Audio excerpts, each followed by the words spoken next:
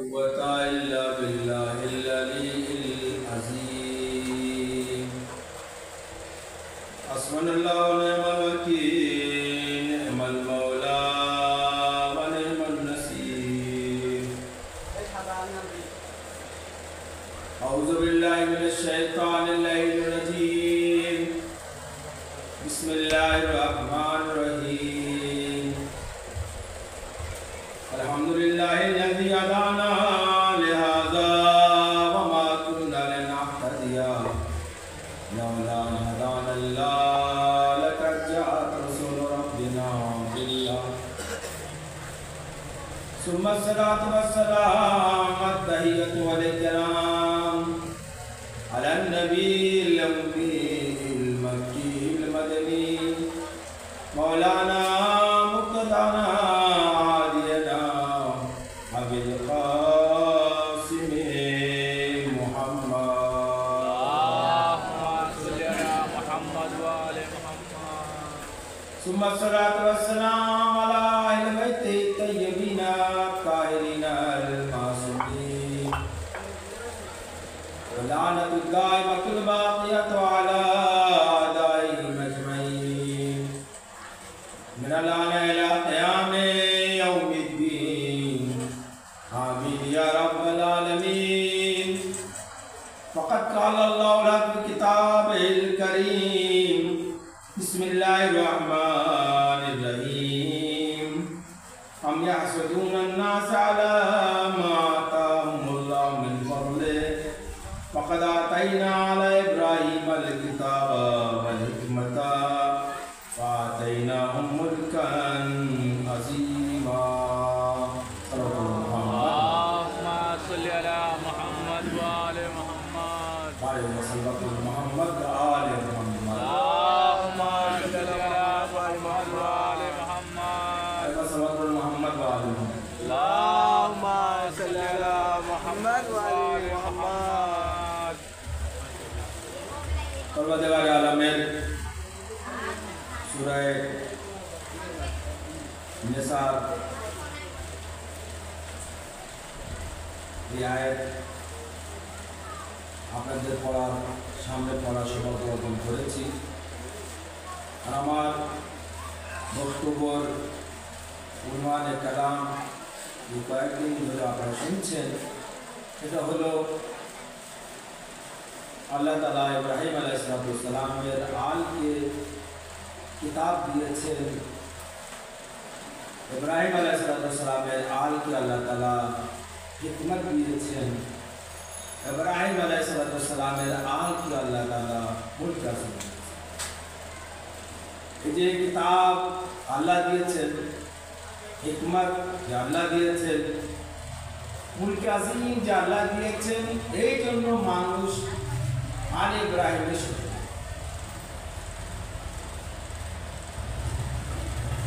ইব্রাহিমের আলে শত্রু কিসের জন্য? আল্লাহ কেন ইব্রাহিমের আওলাদকে, ইব্রাহিমের সন্তানকে, ইব্রাহিমের তার ওয়ারিসদেরকে কিতাব কেন দিয়েছে, মুলক আজিম কেন দিয়েছে, আর হিকমত কেন দিয়েছে? এটা সহজ, একদম সহজ ভাষা এটা বলা যেতে পারে। আলে ইব্রাহিম যারা হবেন তারা মূর্খ হবেন না। আলে ইব্রাহিম যারা হবেন তারা জ্ঞানী হবেন। আলে ইব্রাহিম যারা হবেন তাদের মধ্যে বিবেক থাকবে। আলে ইব্রাহিম যারা হবে তাদের মধ্যে পাওয়ার। আর এই যে পাওয়ার, জ্ঞান আর কিতাব আল্লাহ তাআলা বিনা কিসের, বিনা মজুরিতে দিয়েছেন। আল্লাহ পরীক্ষা আগে নিয়ে নিয়েছেন, তারপরে দিয়েছেন। আর এমন জ্ঞান আর পাওয়ার আর কিতাব আল্লাহ তাআলা আলে ইব্রাহিমকে দিয়েছেন, দুনিয়া কাউকে দেবেন। আতাকুম মা লাম ইউতা আহাদুম মিনাল আলামিন। আলে ইব্রাহিম, আমি আপনাদেরকে এমন কিতাব দিয়েছি দুনিয়ার কাউকেও দেইনি। আমি এমন হুকুমত দিয়েছি, এমন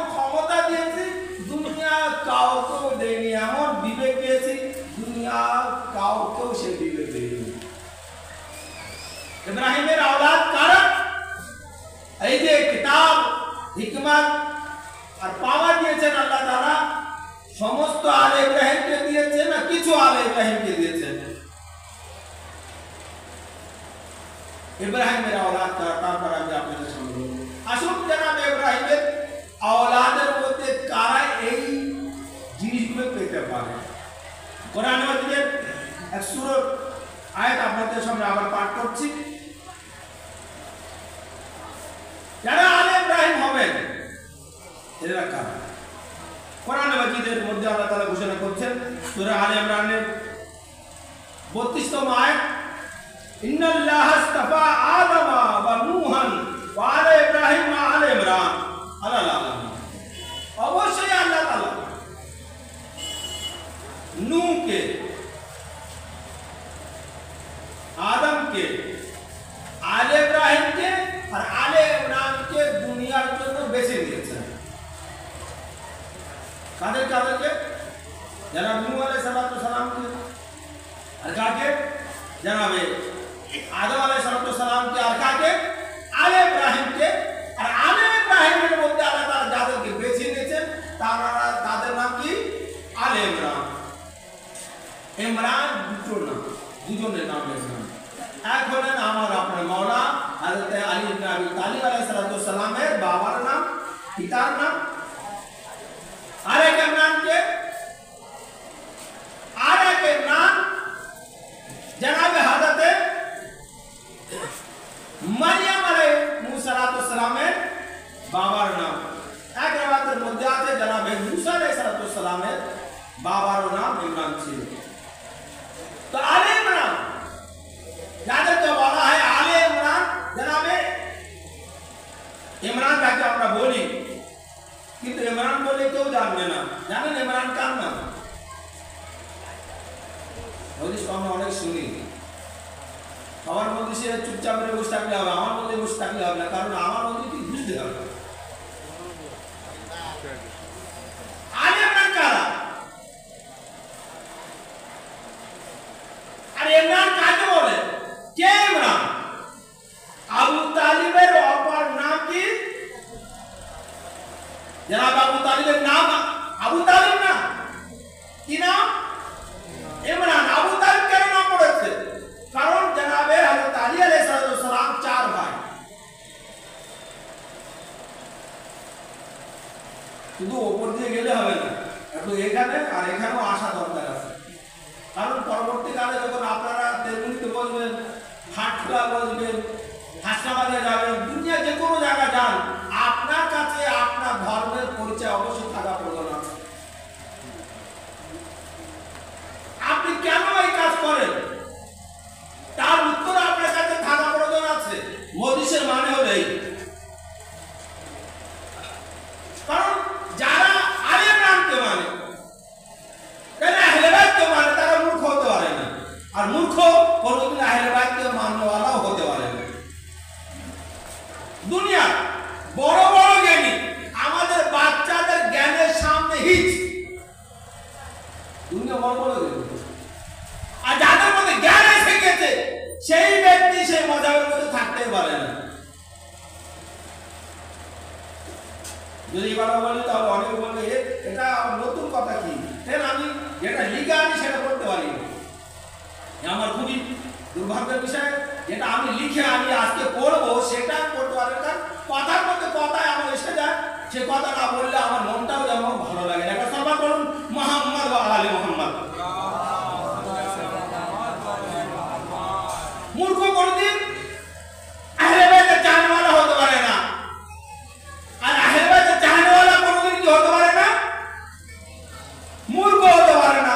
যারা মূর্খ আহলে বাইতের চাহনেওয়ালা হতে পারে, যারা জ্ঞানী আহলে বাইতের দুশমন হতে পারে না।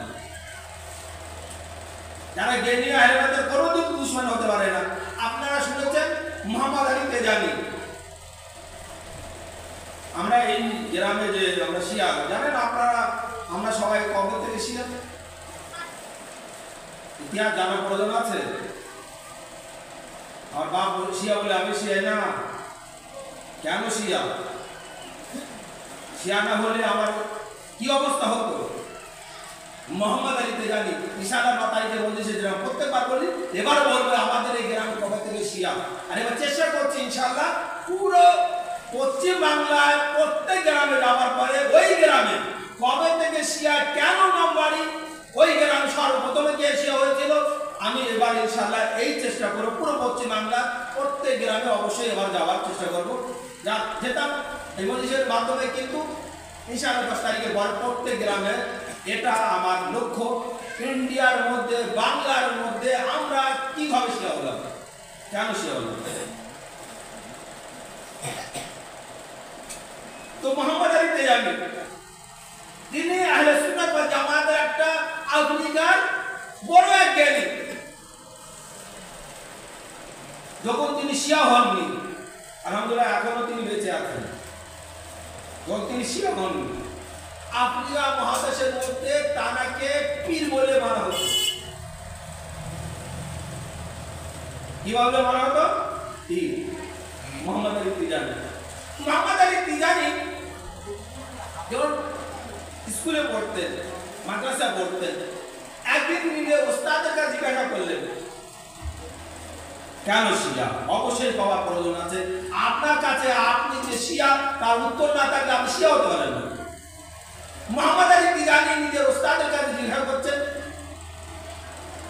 আহলে বাইত হকের উপরে না সাহাবা হকের উপরে। কার কাছে জিজ্ঞাসা করছেন? ওস্তাদের কাছে। ওস্তাদ বলছে যে তুমি জিজ্ঞাসা করছো এটা তোমার ঠিক হচ্ছে না, আর তোমার ব্রেন খারাপ হয়ে যাবে, এইরকম প্রশ্ন করো না। এটা মোহাম্মদ আলী তিজানি বললেন আমার প্রশ্নের উত্তর তো আপনাকে দিতে হবে। ওস্তাদ বললেন মনে হচ্ছে তুমি খারকি হয়ে গিয়েছো, রাফিজিদের সাথে ওঠা বসা করছো। তার মানে রাফিজি কাকে বলা? আপনাদের বলা রাফিজি, আমার বলা রাফিজি, আমরা রাফিজি। রাফিজি কাকে বলা? শিয়াদেরকে বলা হয়, অন্য সমাজের লোকেরা বলে এরা রাফিজি। রাফিজি মানে কি জানেন? রাফিজি মানে শুনুন, বলি বলি সে বসে যখন এখানে এখানে এটাও এখানে রাখে, শুধু এটা না, ব্রেন যদি বাড়ি থাকে এখানে কিছু বোঝা যাবে না। রাফিজি কাদেরকে বলা হয়? আমি আস্তে আস্তে বলবো, বাচ্চারা যখন বুঝতে পারে মাইক রেঞ্জের মধ্যে আছে, সবাই শুনছে, আমি জানি, আলহামদুলিল্লাহ এই মজলিস রেকর্ড হচ্ছে এও জানি, পরবর্তীকালে প্রত্যেক ব্যক্তির শুনে এটাও জানি। রাফিজি কাদেরকে বলে? আমরা সবাই রাফিজি।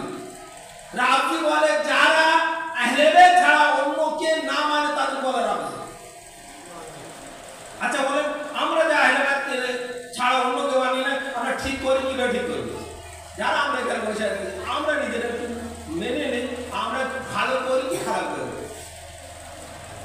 যারা বসে আছেন তাদের কাছে আমি জিজ্ঞাসা করছি আপনি আহলে বাইত ছাড়া অন্যকে মানেন না, আপনি ঠিক করেন কি ঠিক করেন?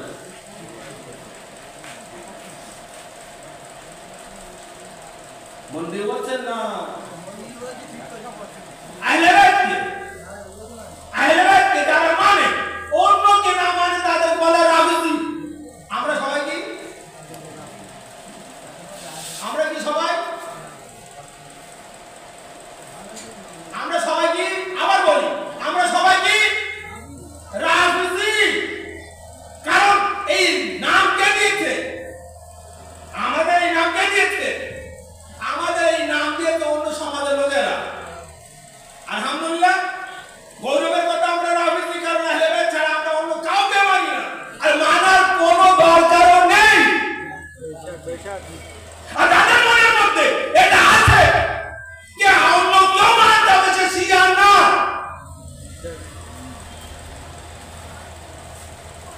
গোপালে এক পীর সাহেব, তিজানি কথা অবশ্যই বলবো, গোপালে এক পীর সাহেব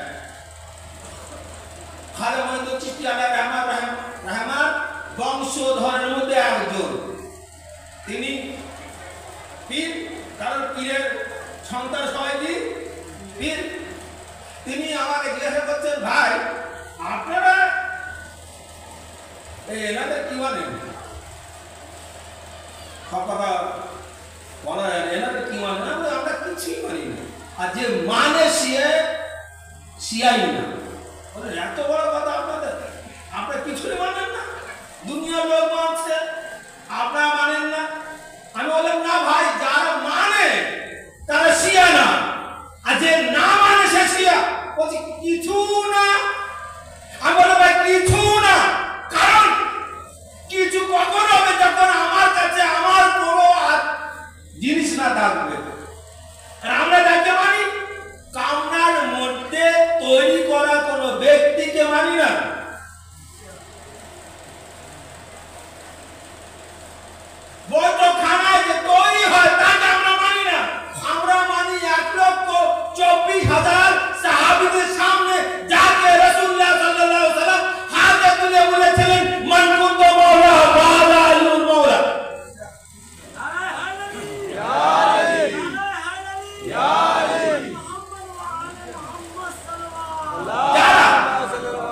এই আলীকে মানে গদির থেকে, তাদেরকে অন্য কাউকে মানতে হবে না। তার রামজি কাদেরকে বলা হয়? যারা আলীকে ছাড়া অন্যকে না মানে তাদেরকে বলা হয় রামজি। আলহামদুলিল্লাহ আমরা সবাই রামজি। আর এটা আমার কবরেও লেখা থাকবে যে আমরা সবাই রামজি।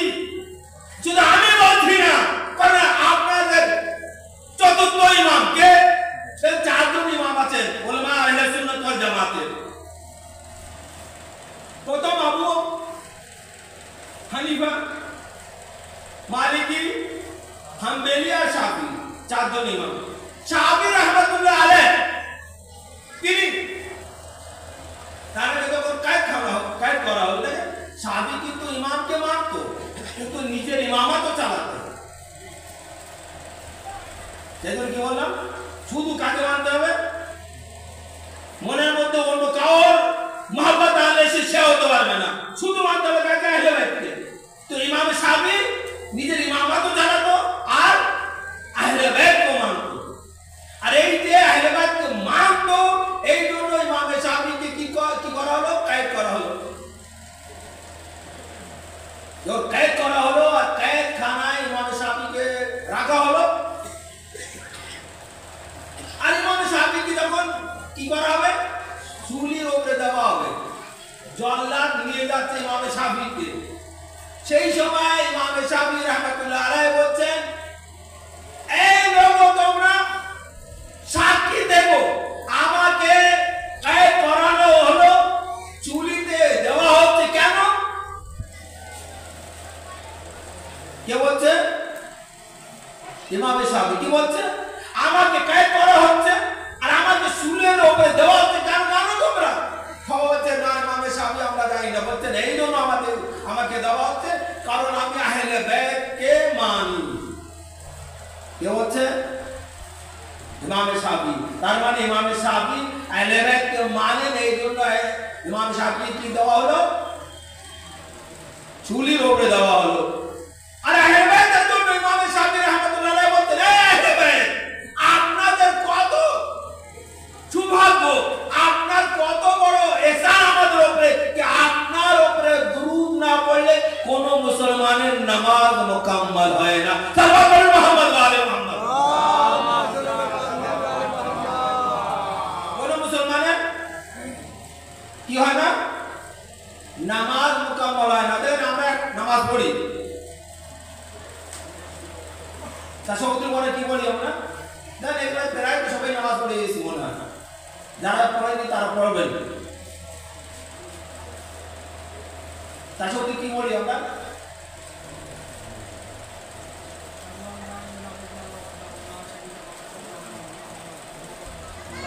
আল্লাহুম্মা সাল্লি আলা মুহাম্মদ ওয়া আলি মুহাম্মদ, এটা আমরা বলি, তাই তো? কিন্তু ভাইরা ওই তাশাহুদ পড়ে আর তাশাহুদের পরে সালামের তামজিদ পড়েন। তামজিদ কি পরে? মনে করেন মৌলানা বলাচ্ছে আজকে ভাইদের বইও পড়ে গেছে, অবশ্যই পড়া প্রয়োজন আছে। তারপর আপনি বলছেন আপনার মাযহাব কি, আমার মাযহাব কি? সালামের তামজিদ কি সালাম? আল্লাহুম্মা সাল্লি আলা মুহাম্মদ ওয়া আলি মুহাম্মদ বারিক আলা মুহাম্মদ ওয়া আলি মুহাম্মদ কামা বারাকতা তারহামতা আলে ইব্রাহিম ইন্নাকা হামিদুম মাজিদ। এই পরওয়ারদিগার আলম মুহাম্মদ ওয়া আলি মুহাম্মদ উপরে দুরূদ পড়ো, ওই রকম যেরকম আলে ইব্রাহিমের উপরে দুরূদ পড়ো তুমি। কে বলছে?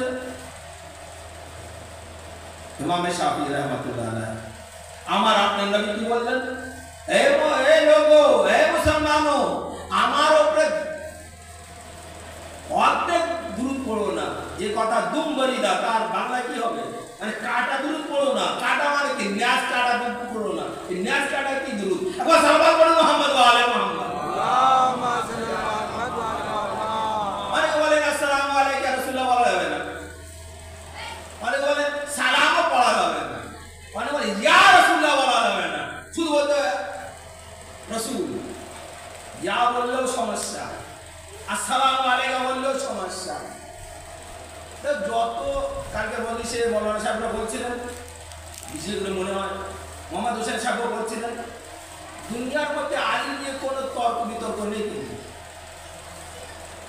কিন্তু খুব গুরুত্বপূর্ণ কথা বলছে, আলী নিয়ে কোনো তর্ক বিতর্ক নেই, কারণ আলীর মতন কেউ হতে পারবে না, না আলীর সমতুল্য কাউকে করা যেতে পারে। আর কোন ব্যক্তি এই কথা বলি না আমি আলীর মতন, কারণ হিম্মত নেই আমি আলীর মতন, কারণ আলীর মতন তলবার কেউ চালাতেও পারে না, আলীর মতন মেম্বারে বলতে পারে না যে ব্যক্তি কথা বলে তার সামনে কেউ আসতে পারে না, আসবে কার সামনে, কার সামনে আসবে? তোমার সবার পড়ে মোহাম্মদ ওয়া আলি মোহাম্মদ। দুনিয়ার মধ্যে সব থেকে বেশি যার জন্য মুসলমান নিম্নবন্ধ করেছে সে হলো আমার আপনার নবী হযরত মুহাম্মদ মুস্তাফা সাল্লাল্লাহু আলাইহি ওয়াসাল্লাম। কারণ যে সর্বশ্রেষ্ঠ পয়গম্বর ওয়াজে তাখলিক আরদুস সামা, সেই নবীকে বলতে নাউযুবিল্লাহ, নবীর কি করা হয়েছে? অপশন করা হয়েছে। অপশন কে করেছে? আর ধুয়েছে কে? জিবরাইল। জিবরাইল কবে পয়দা হয়েছে ভাই? যে অপারেশন করছে ডাক্তার, যে ডাক্তার রোগীকে নাউযুবিল্লাহ রোগীকে আমার আপনার নবী রোগ কি? বুখারীর মধ্যে যখন এই রওয়ায়াত আমি পড়েছি আমার মাথা খারাপ হয়ে গেছে, কারণ বুখারীর জন্য একটা যে গল্প আছে সেটা কি জানেন? ইমাম বুখারী অনেক রওয়ায়াত ওনার কাছে ছিল, ইমাম বুখারী বলছেন যে আমি যখন এই বইটা তৈরি করেছি লিখেছি আমি কিছু জিনিস ভেবে ভেবে দেখেছি। কি? প্রথমে আমি ওযু করেছি, দুই রাকাত নামাজ পড়েছি, ইস্তিখারা করেছি, তারপরে আমি রওয়ায়াতগুলো এক জায়গায় করেছি। কত গুরুত্বপূর্ণ কাজ করেছেন ইমাম বুখারী, অবশ্যই ভালো কথা। কিন্তু এই ইমাম বুখারী এই রওয়ায়াত লিখেছেন, এর রাবি কে জানেন? অন্য কেউ রাবি না, আবু হুরায়রা রাবি। এই আবু হুরায়রা মানে কি? মানে বোঝেন, বেশি কিছু বলার দরকার মানে আবু মানে বাপ, হুরায়রা মানে বিরাট। এই আবু হুরায়রা কবে মুসলমান হয়েছিল? রাসূলুল্লাহ সাল্লাল্লাহু আলাইহি ওয়াসাল্লামের ইন্তেকালের মাত্র এক রাওয়ায়াতের মধ্যে আছে 18 মাস, 2 বছর আগে পূর্ণ হয়নি, আর এক রাওয়ায়াত 2 বছর, মানে 24 মাস আগে যে ব্যক্তি মুসলমান হয়েছে ওই ব্যক্তির জন্য নিচে যার কলমা করছে। আইপিএস তো ওখানে কেউ নেই, যে সারা জনম কুফুরের মধ্যে ছিল সে নিচ্ছে রাসূলুল্লাহর জন্য কি? রাসূলুল্লাহ কি হয়েছে? আর কে করেছে? জিবরাইল। কোন পানি দিয়ে ধোয়ানো হয়েছে? কোন পানি দিয়ে? জান্নাতের পানি। এখানে আমি এই রাওয়ায়াতের অপারেশন করব আমি নিজে। জিবরাইল আপনি কবে জন্ম লাভ করেছেন?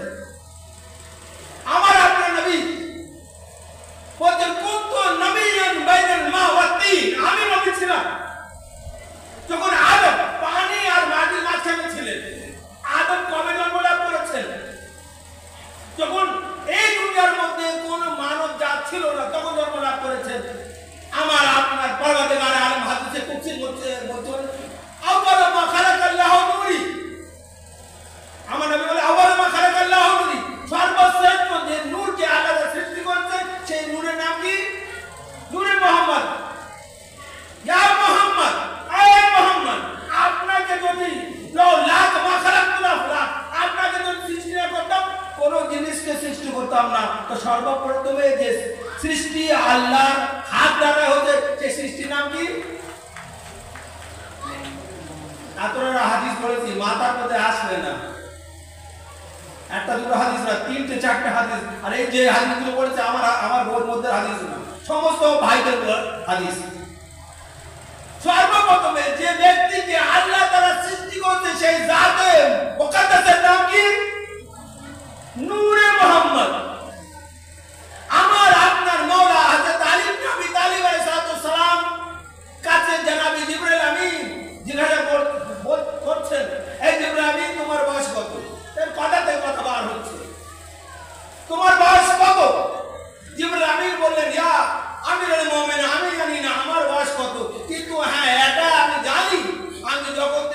লাভ করেছি। এই যে তারা আছে 40,000 বছর থেকে এই তারাকে আমি দেখছি। কত হাজার বছর? জিবরিল আমিন জন্ম লাভ করেছেন তখন থেকে জনাব জিবরিল আমিন একটা তারা আছে যে তারাকে 40,000 বার দেখছে জিবরিল আমিন। আমার নবীর জন্য আল্লাহ তাআলা হাদিসে একবার সাল্লাল্লাহু আলাইহি ওয়া সাল্লাম মুহাম্মদ ওয়া আলে মুহাম্মদ, আমার নবীর জন্য আল্লাহ তাআলা কি বলছেন? এই মুহাম্মদ, আপনাকে যদি সৃষ্টি না করতাম কোন জিনিসকে সৃষ্টি করতাম না। সর্বপ্রথম সৃষ্টির নাম কি? নূরে মুহাম্মদ। সেই নূরে মুহাম্মদকে অপসারণ কে করছে? জিবরিল আমিন। কোন পানি দিয়ে ধরছে? জান্নাত। আল্লাহ তাকে সর্বপ্রথম সৃষ্টি করেছে, তাকে আল্লাহ তাআলা পাক পবিত্র করবে না ওকে পাক পবিত্র করার জন্য রাখবে যে পরে সৃষ্টি হয়েছে? সবার বলেন মুহাম্মদ ওয়া আলে মুহাম্মদ। আল্লাহুম্মা সাল্লি আলা মুহাম্মদ ওয়া আলে মুহাম্মদ। আল্লাহ তাআলা কি দিয়েছেন? আজকে পড়তে পারলাম না, ইনশাআল্লাহ আবার কোনদিন হবে। আল্লাহ তাআলা কি দিয়েছেন? আলে ইব্রাহিমকে হুকুমত দিয়েছেন। আলে ইব্রাহিমকে যে হুকুমত দিয়েছেন, এই হুকুমত দুনিয়া কাউকে দেন না। মালাম আতাকুম আহাদুম মিনাল আলামিন, আপনাদেরকে যে ক্ষমতা দিয়েছি কেউ সেই ক্ষমতা দেয়নি। আহলে বাইত আল্লাহ যে ক্ষমতা দিয়েছেন, এই ক্ষমতা কি? যদি আমি বলি এই ক্ষমতা আহলে বাইতের কাছে ছিল, অনেকে বলবে তাহলে ফাতেমা জাহরা কি করতেন? জাতা কেন পিষতেন? আলী ইহুদির বাগানে কেন ডোল দিয়ে পানি কি করতেন? মজদুরি করতেন। জানেন? এক ইহুদি, শামুন ইহুদি, যার নাম শামুন, কত ক্ষমতা আহলে বাইতকে আল্লাহ তাআলা দিয়েছেন, ক্ষমতা। শামুন ইহুদি একদিন কি দেখলো যে হযরত ফাতেমা জাহরা সাল্লাল্লাহু আলাইহা চাদর নিয়ে মওলায়ে কায়নাত শামুন ইহুদির কাছে গিয়েছেন। আর যাওয়ার পরে সে চাদরের অবস্থা কি জানেন? কার মেয়ে? ফাতেমা জাহরা। কার মেয়ে? রাসূলের মেয়ে। রাসূলের স্ত্রীর নাম কি? প্রথম স্ত্রীর নাম কি?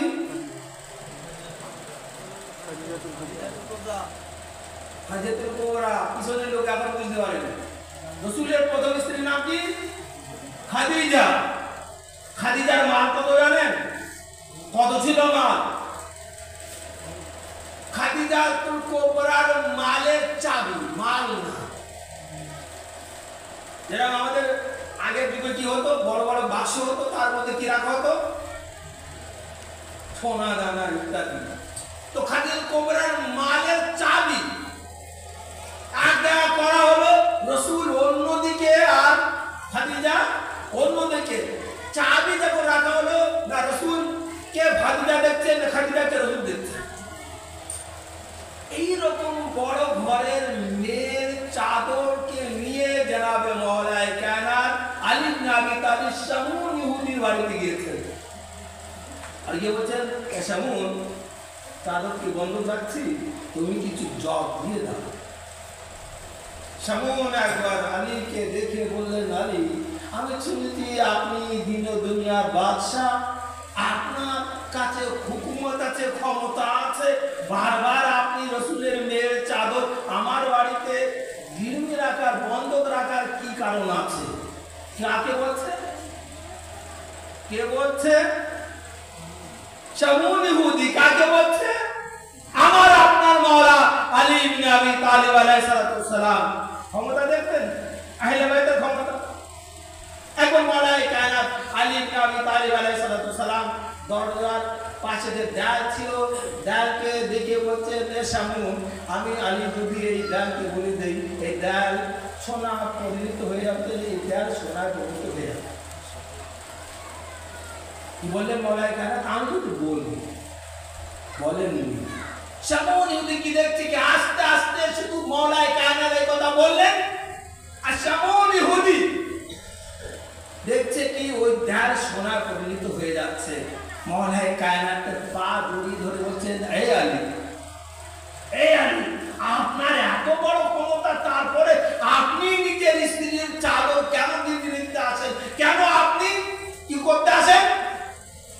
তত্ত্ব রাখতে আসেন মওলায়ে কায়নাত আলী ইবনে আবি তালিব আলাইহিস সালাম বললেন, এই যে ক্ষমতা আল্লাহ তাআলা আমাদের দিয়েছে তোমাদের উপরে দেখাবার জন্য না। আর এই যে মওলায়ে কায়নাত আলী ইবনে আবি তালিব আলাইহিস সালাম বলেছিলেন কোন সময় 1400 বছর আগে, ওই যে জ্ঞান ছিল, বাইতুল মালের একটা বই নাম আছে, সেই বইয়ের মধ্যে আছে কি এই যে কিছুদিন আগে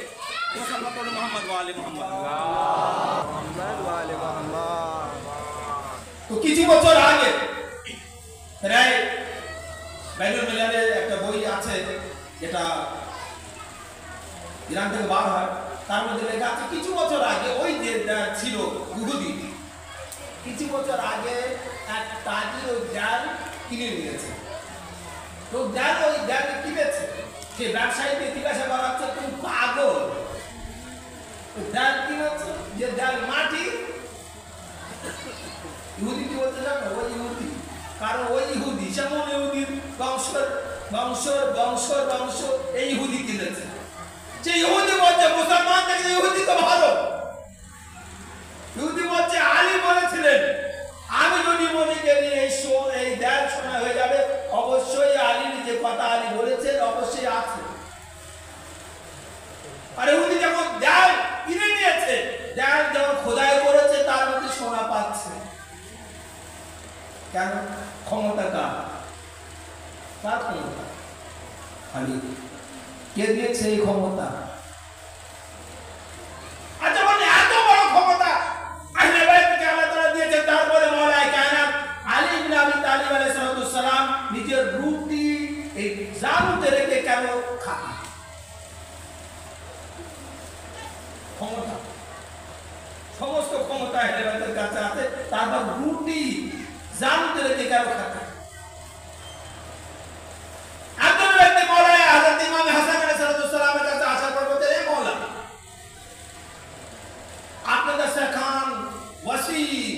সবাই খেতে পারে। আমি মসজিদে একজন ব্যক্তিকে দেখে আসলাম, সেই ব্যক্তি শুকনো রুটি খাচ্ছে আর একটু পানি দিয়ে খাচ্ছে। কারণ সেই ব্যক্তিকে যখন ইমাম হাসান আলাইহিস সালাম দেখলেন খাচ্ছে আর কিছু রাখছে, তো ইমাম হাসান আলাইহিস সালাম বলে, এ ভাই তুমি খেয়ে নাও, বাড়ির জন্য আমি তোমাকে দিয়ে দেবো, বাড়ি নিয়ে যাবো। সে ব্যক্তি বলছে না হাসান মুস্তাফা আমি নিজের জন্য নিয়ে যাবো না, মসজিদে দেখে এসে একজন ব্যক্তি সে নিজের জানুতে রুটি রেখে খাচ্ছে, তার জন্য নিয়ে যাচ্ছি আমি। ইমাম হাসান আলাইহিস সালাম বললেন ভাই ও কেউ আর না, কে? আমার বাবা আলীর মুর্তজা। সে ব্যক্তি বলছে মাওলা হাসান বুঝতে পারলাম না, আপনার দস্তরখান এত বড়, আপনার দস্তরখানে সমস্ত রকমের জিনিস আছে, তারপরে আলী শুকনো রুটি খাচ্ছে। ইমাম হাসান আলাইহিস সালাম বললেন এই ভাই আমি তোমাকে এই কথা বোঝাতে পারবো না, তুমি আমার বাবার কাছে গিয়ে জিজ্ঞাসা করো, আমার বাবা তোমাকে বলবে। ইমাম মওলায়ে কায়নাত আলী ইবনে আবি তালিব আলাইহিস সালামের কাছে আসার পর সেই ব্যক্তি বলছে এই মওলা কি ব্যাপার, আপনি শুকনো রুটি খাচ্ছেন, আপনার সন্তানের বাড়িতে আপনার বেটার বাড়িতে দস্তরখান বসি আছে। ইমাম মওলায়ে কায়নাত আলী ইবনে আবি তালিব আলাইহিস সালাম বললেন আমি আলী খলিফাতুল মুসলিমিন, আমি কি খলিফাতুল মুসলিমিন, আমি আলী ওই খাদ্য খাবো যেন কোনো একটা গরিব সেই খাদ্য খায়, আর এমন যেন না হয় আমার রাজত্ব কোন ব্যক্তি ভুকা আর পিপাসা থেকে যায়। ক্ষমতা কথা। আমার বক্তব্য আমি এখানে শেষ করবো ইনশাআল্লাহ। জাঙ্গির সাফিনের পরে মওলায়ে কায়নাত হযরত আলী ইবনে আবি তালিব আলাইহিস সালাম এক বাড়ি দিয়ে যাচ্ছেন, অনেকবার শুনেছেন ক্ষমতা আলী, অনেকবার শুনেছেন। জাঙ্গির সাফিনের পরে মওলায়ে কায়নাত আলী ইবনে আবি তালিব বাড়ি দিয়ে যাচ্ছেন, কি দেখলেন বাড়ি থেকে কান্নার আওয়াজ আসছে। যখন বাড়ির ভিতরে গিয়েছেন আলী ইবনে আবি তালিব আলাইহিস সালাম দেখলেন দুটো বাচ্চা আছে, তার মা। আলী ইবনে আবি তালিব আলাইহিস সালাম বললেন এই বাচ্চাদেরকে আমাকে দিয়ে দাও, আর খাদ্য তুমি তৈরি করো, অথবা আমি খাদ্য তৈরি করি আর তুমি বাচ্চাকে কি করো, আদর যত্ন করো। মওলাই কায়নাত আলী ইবনে আবি তালিবকে ওই মহিলা চিনতে পারল না। খলিফাতুল মুসলিমিন কি মুসলমানদের খলিফা, এমন খলিফা না মরার সময় 1.5 লক্ষ দিরহাম কি করলো, আত্মসাৎ। খলিফাতুল মুসলিমিন আলী ইবনে আবি তালিব আলাইহিস সালাম মওলাই কায়নাত ওই মহিলা যখন চিনতে পারল না, আলী ইবনে আবি তালিব আলাইহিস সালাম আগুনের মধ্যে কি দিচ্ছে, রুটি দিচ্ছে। এমন করে নেতা আছে দুনিয়া, প্রজাদের জন্য নিজে কাজ করবে। এখন তো নেতা গাড়ি বাড়ি সব কিছু, নেতা যতদিন নেতা না হতে পেরেছে হাত জোড়তো, যখন নেতা হয়ে গেছে তখন মানুষ হাত জোড়ে তার সামনে। এই তো নেতা। খলিফাতুল মুসলিমিন আলী ইবনে আবি তালিব নেতা, এইরকম নেতা দরকার আছে। মওলাই কায়নাত আলী ইবনে আবি তালিব আলাইহিস সালাম রুটি যখন তৈরি করছেন আর আগুনের তাপ লাগছে আলীর চেহারায়, মওলাই কায়নাত আলী ইবনে আবি তালিব বলছেন, আমাকে ক্ষমা করো, এই বোন আমাকে তুমি ক্ষমা করো। কেন? আলী ইবনে আবি তালিব আলাইহিস সালাম বললেন, এই জন্য আমাকে ক্ষমা করো কারণ তোমার বাড়িতে আলীকে আসতে দেরি হয়ে গিয়েছে। আর আলী ইবনে আবি তালিব আলাইহিস সালাম রুটি ভেঙে বাচ্চাদের খাওয়াচ্ছে আর আদর করছে। ওই মহিলা চিনতে পারলো না, যখন বাচ্চাদেরকে রুটি খাওয়ানো হয়েছে, আলী ইবনে আবি তালিব ওই বাড়ি থেকে যখন বার হচ্ছেন, পাশের বাড়ির মহিলা বলছে, বোন কত সৌভাগ্য তুমি, তোমার বাড়িতে খলিফাতুল মুসলিমিন এসেছে, তোমার বাচ্চাদেরকে খাদ্য খাওয়িয়েছে। ওই মহিলা বলছে, কে খলিফাতুল মুসলিমিন? মহিলা বলছে, অন্য কেউ না, এ আলী ইবনে আবি তালিব। কে?